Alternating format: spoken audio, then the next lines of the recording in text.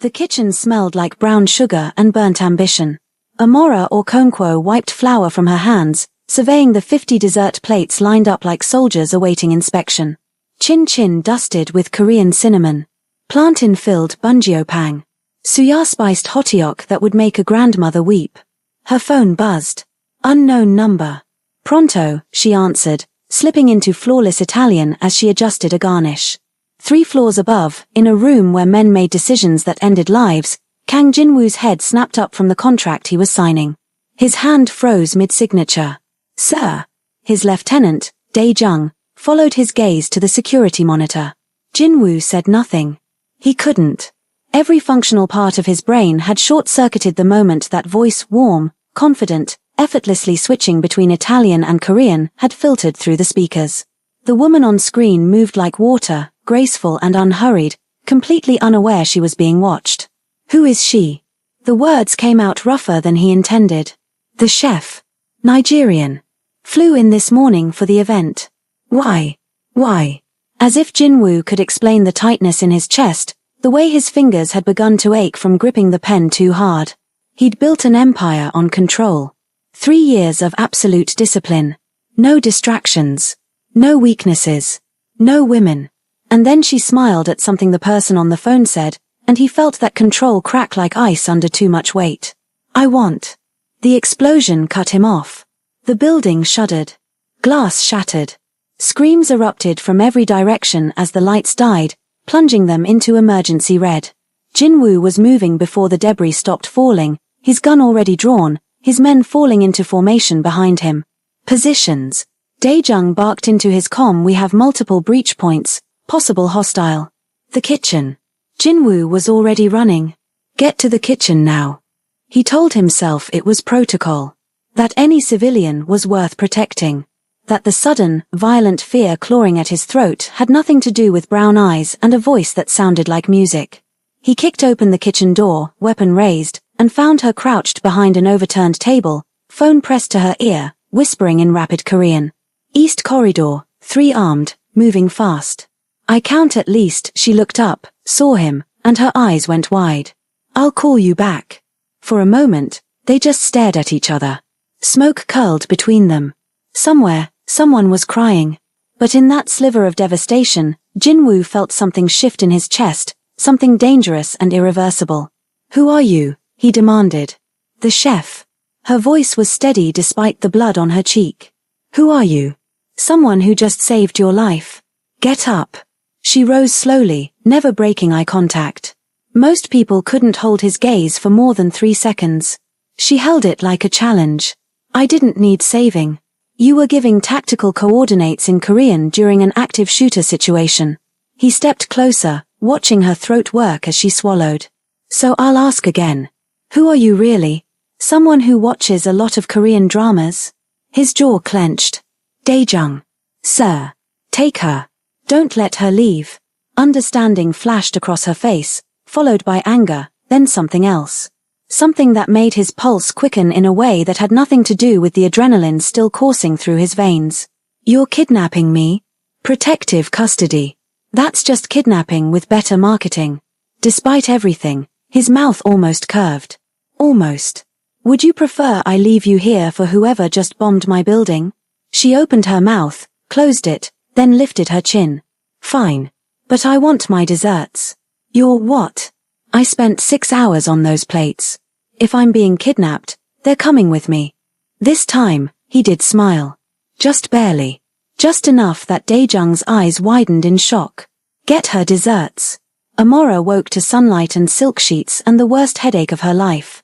For a disorienting moment, she thought she'd dreamed the whole thing. The explosion.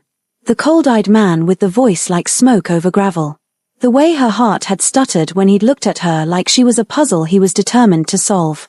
Then she sat up and saw the floor-to-ceiling windows overlooking Lake Como, the artwork that probably cost more than her entire neighborhood, and the 2 men in black suits standing outside her door. Not a dream. A nightmare with a good thread count. She explored her gilded cage methodically. The bedroom was larger than her apartment. The bathroom had a tub that could fit 4 people and made her want to weep with longing. The closet was stocked with clothes in exactly her size, which should have been comforting but was actually terrifying. The door wasn't locked. She tested it carefully, and it swung open to reveal a hallway that belonged in a museum. The guards looked up. Miss Okonkwo, the taller one said in accented English. You're awake. Mr. Kang said you could move freely through the estate. You just can't leave. So I'm a prisoner. A guest.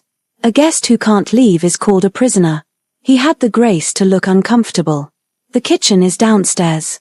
Chef prepared breakfast, but Mr. Kang said if you prefer to cook. I prefer to leave. That's not an option. She studied him for a long moment, then smiled sweetly. What's your name? Minute J, miss. Well, Minute J, I hope you like your job. Because I'm going to make the next however long this lasts absolutely miserable for everyone involved. She found the kitchen by following the scent of coffee. It was massive, professional grade, and currently occupied by a chef who took one look at her and fled like she carried the plague. Good. She needed to bake. Needed her hands in dough, needed the familiar alchemy of butter and sugar and heat. Needed to not think about the man who'd looked at her like she was dangerous. She was wrist-deep in pastry when he walked in. You cook when you're stressed. She didn't turn around. You kidnap women when you're what? Bored. Compensating. Making sure they don't get killed by people who want to hurt me. How noble. She shaped the dough with more force than necessary. Let me guess. You're some kind of crime lord, those men were here for you, and now I'm collateral damage. Something like that. And you think keeping me prisoner will help? How exactly? She heard him move closer, felt the heat of him at her back. Her hands stilled. You were speaking Korean during the attack, he said quietly, giving tactical information to someone. Who? My friend. She was trapped in the ballroom. Your friend who understands military terminology.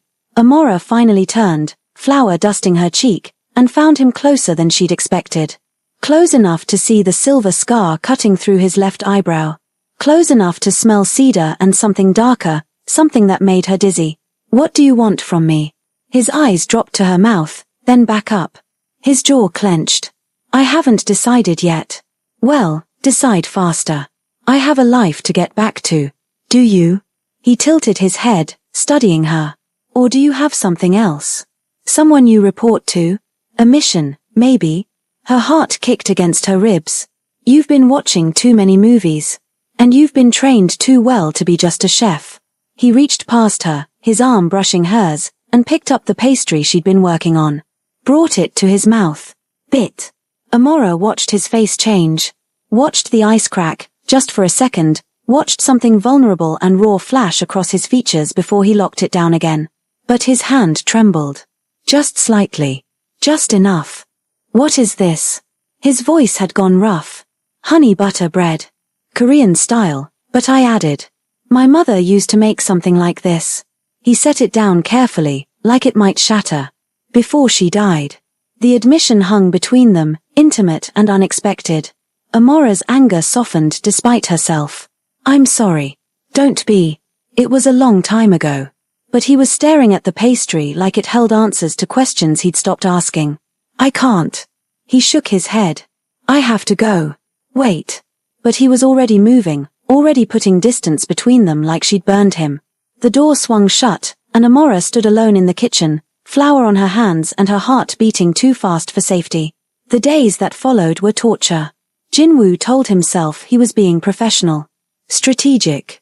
He visited her each evening to ensure she had everything she needed, to ask if she'd remembered any useful details about the attack, to maintain control of the situation. He was lying to himself, and they both knew it. On the second day, he found her by the pool. She wore a simple sundress that should have been modest but somehow made his mouth go dry. The late afternoon sun turned her skin to warm bronze, caught the gold in her dark eyes, and he actually turned around and walked away without saying a word. Daejung found him in his office, hands braced on his desk, breathing like he'd run a marathon. Sir, are you? Get out. Is this about the Nigerian woman? Jinwoo's glare could have stripped paint. Get out. On the third day, they had dinner together. He wasn't sure how it happened. One moment he was walking past the dining room, the next she was looking up from her plate and saying, You know, it's creepy that you keep feeding me but never eat with me. Makes me feel like I'm being fattened up for something. So he Saturday. And she served him something she'd made, some fusion of Nigerian and Korean that shouldn't work but did, and when she leaned forward to wipe sauce from the corner of his mouth with her thumb, he caught her wrist. They froze like that. Her thumb against his lips. His fingers wrapped around her wrist, feeling her pulse race. This is torture, he said quietly. The food. You know what I mean. She pulled back slowly, deliberately. Then let me go. I can't. Can't or won't. Both. He stood abruptly. The Benedetti family knows I have you. If I let you go, they'll use you to get to me. So you stay until this is over. And when will it be over? When I've eliminated every person who might hurt you. The words came out more intense than he'd meant them. More revealing. She stared at him, lips parted, and he saw the exact moment understanding dawned in her eyes. You're interested in me. Not a question. Don't pretend you don't know. I don't understand it. Neither do I. He moved toward her despite every instinct screaming at him to run. You walk into a room and I can't think straight. You smile and I forget why I built walls. You speak and I want to hear every language on your tongue. He was close enough now to see her pupils dilate. I can't last 2 minutes around you without wanting things that would ruin us both. What kinds of things? The question was barely a whisper. He reached up, his hand hovering near her face but not quite touching, and she swayed toward him like gravity had shifted. Things I have no right to want from you. What if I want them too? His control snapped. He closed the distance, his hand finally cupping her face, his thumb tracing her cheekbone. Her skin was softer than he'd imagined. Warmer. She leaned into his touch, and he felt something in his chest crack open, something he'd kept locked away for years. Then his phone rang. The sound shattered the moment. He saw her blink, saw reality crash back in, and he forced himself to step away before he did something irreversible. I have to take this. He left before she could respond, before he could see if she looked as destroyed as he felt. The call was from Marco Russo. Brief, threatening, and very clear. They knew about Amora. They wanted Jinwoo to understand that nothing he cared about was safe. Which meant she was in more danger than he'd thought. Which meant keeping her close wasn't optional anymore. Which meant he was completely screwed. On the 4th day, he found her in the library, reading one of his books. She looked up when he entered, and something in her expression made him pause. You learned Italian, she said. What? She held up the book. This is the Italian edition of my favorite novel. Someone dog-eared the pages, made notes in the margins. In Italian. When did you learn it? He said nothing. Couldn't admit that he'd started learning it the day after their conversation, desperate for any connection to her, any way to understand what made her who she was. Jinwoo. She stood, the book falling forgotten. What are you doing? I don't know. The confession felt like falling. I've spent 3 years building an empire. 3 years staying focused, disciplined, alone. And then you answered a phone in Italian and everything I built just collapsed. I'm not some fantasy. I'm a real person with a real life you've stolen. I know. Then why? Because real or not, you're the first thing in years that's made me feel human. He moved toward her, unable to stop himself. Because you look at me like I'm a man, not a monster. Because when you speak, I forget that I have blood on my hands and darkness in my soul. You don't know me well enough to feel this way. I know you speak 6 languages and bake when you're stressed. I know you're terrified but won't show it. I know you argue in 3 different languages when you think no one's listening. I know you cry at night and pretend you don't in the morning. He was standing right in front of her now. So tell me I don't know you. Tell me I'm wrong. You're not wrong. Her voice wavered. But you're not right either. You only see what you want to see. Then show me the rest. Why should I? Because I think you feel this too. This pull. This madness. His hand moved to her waist, barely touching. Tell me I'm alone in this. She looked up at him, eyes bright with unshed tears and something fiercer, something that made his heart race. You're not alone. Then let me. No. She pressed her hand against his chest, stopping him. You don't get to keep me prisoner and seduce me at the same time. You want me? Earn it. Give me a reason to trust you. What reason could possibly be enough? The truth. About who you are, what you do, why those men attacked. She stepped back, breaking the contact. No more games. No more half-truths. Just you, raw and real, and let me decide if you're worth the risk. He stared at her for a long moment, this woman who'd somehow become the axis his world turned on, and made a choice that terrified him more than any bullet ever had. All right. Come with me. He took her to his office, locked the door, and poured them both a drink. Then he told her everything. The Kang Syndicate. His father's empire, built on blood and fear. The wars he'd fought, the men he'd killed, the deals he'd made that would damn him in any honest court. He told her about the transition he was trying to make, moving the family business toward legitimacy, and how the old guard was resisting. He told her about Marco Russo, whose family wanted to expand into Asian markets. About Victor Santos, the arms dealer who'd hired her. Yes, he knew about Victor and how they'd orchestrated the attack to destabilize Jinwoo's position. Victor hired you to cater that event, he said quietly. But you were never meant to just cook. You were bait. Amora set down her glass with shaking hands. What? They knew I'd be there. Knew I'd see you. They wanted me distracted, vulnerable. His smile was bitter. It worked better than they could have hoped. So everything about this. She gestured between them. It was all part of someone's plan. Their plan was for me to notice you. What happened after was all me. He leaned forward, elbows on his knees. They wanted distraction. I became obsessed. They wanted weakness. I found something worth protecting. I'm not a thing to be protected. I know. You're a woman who speaks tactical Korean to her friends during terrorist attacks. He raised an eyebrow. Care to tell me the truth now? Amora was silent for a long moment. Then she laughed, a broken sound. You want truth? Fine. I work for an international task force. Anti-trafficking, weapons smuggling, organized crime. Victor Santos has been my target for 6 months. She met his eyes. I was sent to that event to gather intelligence on him. You were an unexpected complication. An complication. The word tasted like ash. A distraction. She stood, pacing. I was supposed to stay focused, gather evidence, get out clean. But then you looked at me like I was the only real thing in a room full of lies, and everything got complicated. So you were using me. At first, yes. She turned to face him. But not now. Not for weeks now. How do I know that's true? You don't. She spread her hands. Just like I don't know if you're keeping me here to protect me or to keep me close.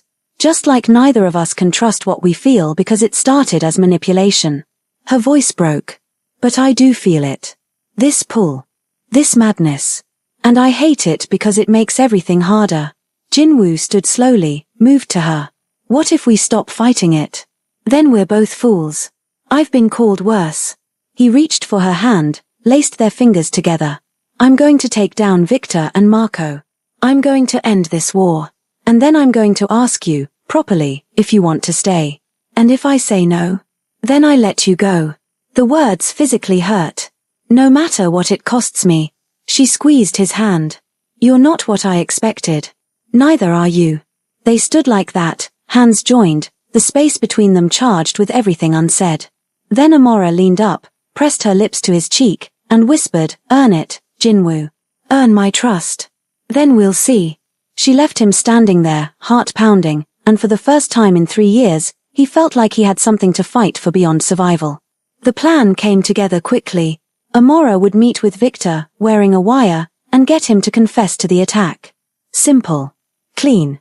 Absolutely terrifying. I don't like this, Jinwoo said for the 5th time as Daejung fitted the wire under Amora's blouse. Noted, Amora said dryly. If anything goes wrong. It won't. But if it does. Then you burst in like the overprotective crime lord you are and save me. She caught his hand. I've done this before, Jinwoo. I'm good at my job. I know. He pulled her aside, away from Daejung's knowing smirk. His hands settled on her waist, and he tried not to notice how perfectly she fit against him. But this is different. Why? Because this time I care what happens to you. The admission came easier than he'd expected. Because if he hurts you, I will burn his entire empire to ash and dance in the ruins. She smiled up at him, something soft and dangerous in her eyes. That's deeply unhealthy. I'm aware. Also kind of hot. Amora. Relax. She patted his chest, her hand lingering over his heart. I'll be fine. You'll be listening to every word.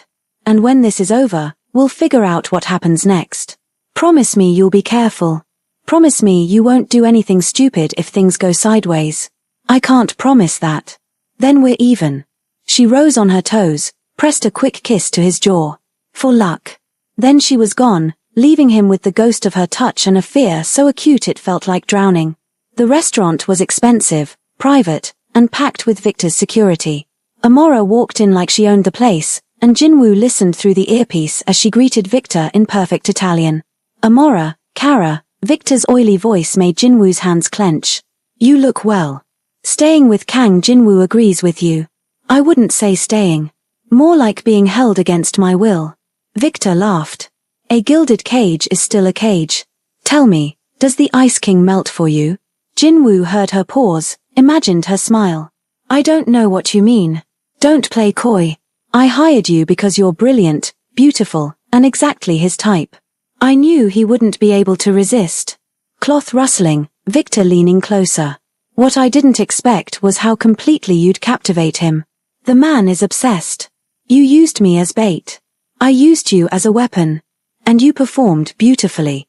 Until your men tried to kill us both. Collateral damage. The goal was to destabilize his organization, create chaos. Your death would have been regrettable but acceptable.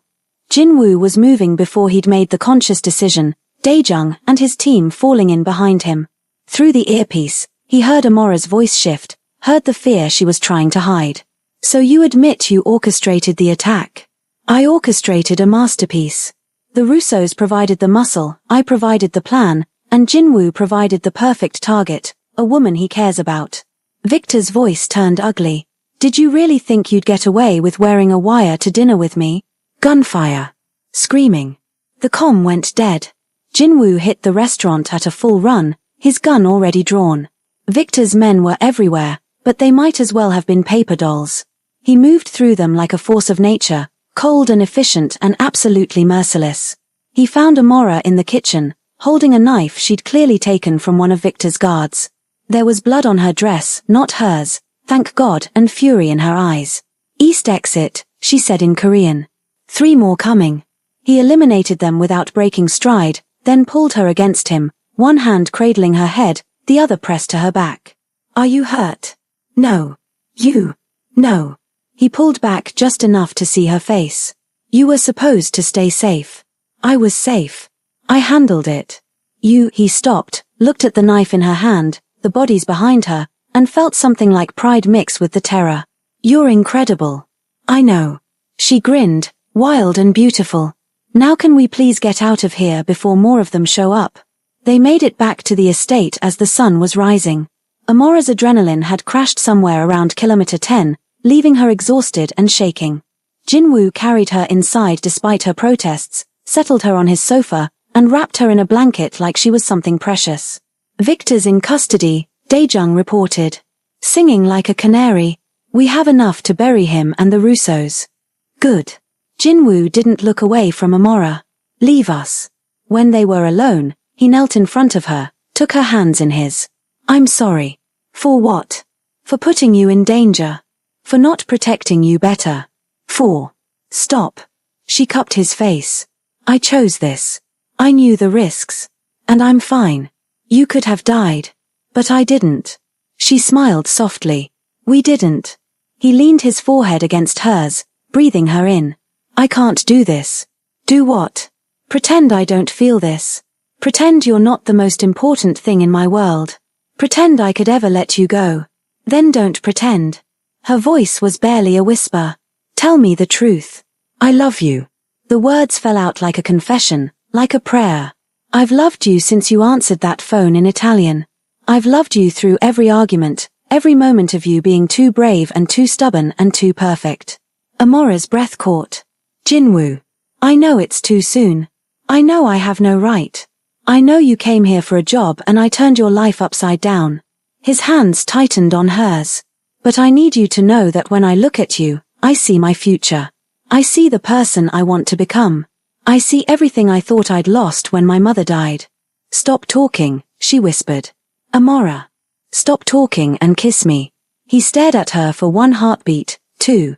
Then he surged up, capturing her mouth with his, and everything else fell away. The fear, the danger, the complications, none of it mattered.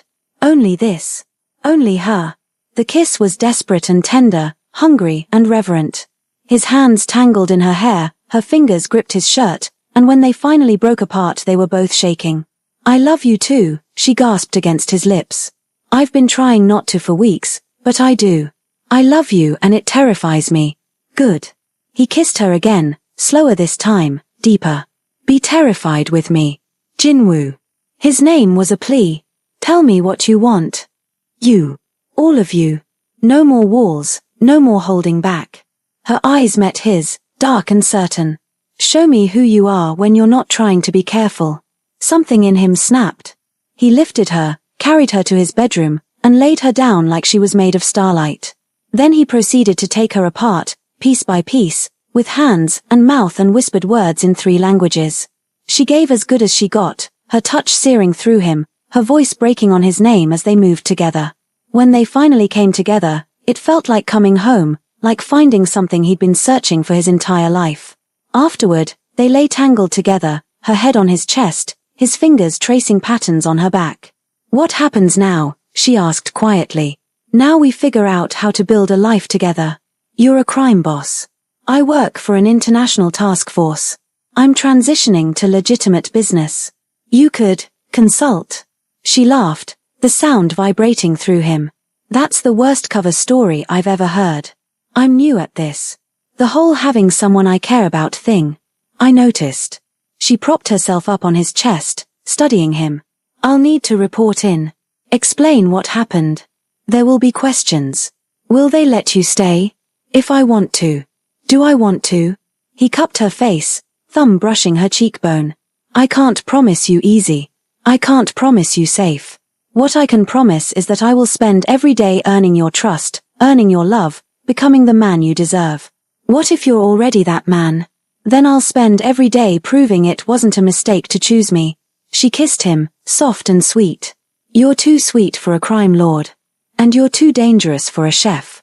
Good thing we're both liars. They spent the night learning each other, mapping scars and secrets, building something fragile and fierce between them. And when morning came, they faced it together. 6 months later, Amora stood in her bakery, Sweet Fusion, a ridiculous name she'd insisted on, watching the lunch rush with satisfaction. The fusion desserts were a hit. The cafe was packed. And her husband was late. Again. The bell over the door chimed, and she didn't have to look to know it was him. She felt it, that electric pull that had never faded. You're late, she said without turning around. I'm exactly on time for someone who just closed a $100 million deal. Legitimate business? Completely. He slid his arms around her waist from behind, pressed a kiss to her neck. Mostly. Jinwoo. I'm kidding. Another kiss. Maybe. She turned in his arms, saw the heat in his eyes, felt answering warmth unfurl in her belly. We're in public. I'm aware. It's 2 in the afternoon. Also aware. Jinwoo, we can't. Can't what? His voice dropped, intimate and dangerous. Can't close early. Can't go upstairs to the apartment. Can't do what we both want to do. I have customers. Who are all too polite to stare at how much your husband wants you. He nipped at her ear. How long has it been since this morning? 7 hours. 7 hours. He pulled back, mock serious. Do you know what that is? What? 420 minutes. I told you I can't last 2 minutes around you. His eyes crinkled. That's 418 minutes too long. She laughed, helpless against the warmth flooding her chest. You're ridiculous. I'm in love. He kissed her properly this time, deep and claiming, and she heard someone in the cafe whistle. Now close the shop. It's the middle of the day, so. He was already pulling her toward the back. I own the building. I say we can close whenever we want. You're impossible. And you love me anyway. She did. God help her, she did. This man who'd kidnapped her and protected her and loved her with an intensity that still took her breath away. This former crime lord who learned languages for her and built her a bakery and looked at her like she was the only thing that mattered in the entire world. I do love you, she said, stopping him. Even when you're bossy and overprotective and completely insane. Good. He kissed her forehead, her nose, her lips. Because I'm going to love you for the rest of our lives. I'm going to wake up every morning grateful you chose me. I'm going to spend every day proving I was worth the risk. You already have. Then I'll keep proving it anyway. They went upstairs together, leaving the cafe with a hastily scrawled closed for family emergency sign. And if the emergency was that Jinwoo couldn't keep his hands off his wife for another minute, well, that was their business. Later, wrapped in sheets and each other, Amora traced the scar through his eyebrow. Do you ever regret it? How we started. Every day. She stiffened. What? I regret that I didn't meet you sooner. That we wasted time fighting what we felt. That you had to be in danger for me to realize what you meant to me. He caught her hand, pressed a kiss to her palm. But I don't regret us. I could never regret us. Even though I'm too sweet. Especially because you're too sweet. He pulled her closer. You made me want to be better. You made me believe I could be more than what I was born into. You saved me, Amora. We saved each other. Yeah. He smiled, rare and genuine. We did. Outside, Seoul glittered in the twilight. A new city, a new life, a future they were building together one day at a time. It wasn't perfect. It wasn't easy. But it was theirs. And that was everything. Welcome to Afro-Korean Stories TV. If you loved this story of dangerous love and second chances, please hit that like button and subscribe for more passionate tales. Drop a comment below telling us, would you take a chance on love with someone dangerous? What would you do in Amora's situation? We read every comment and your thoughts fuel our next stories. Share this with someone who loves intense romance, and don't forget to turn on notifications so you never miss an upload. Until next time, remember, the best love stories are written in blood and sugar, danger and devotion. Now go forth and be dangerously in love.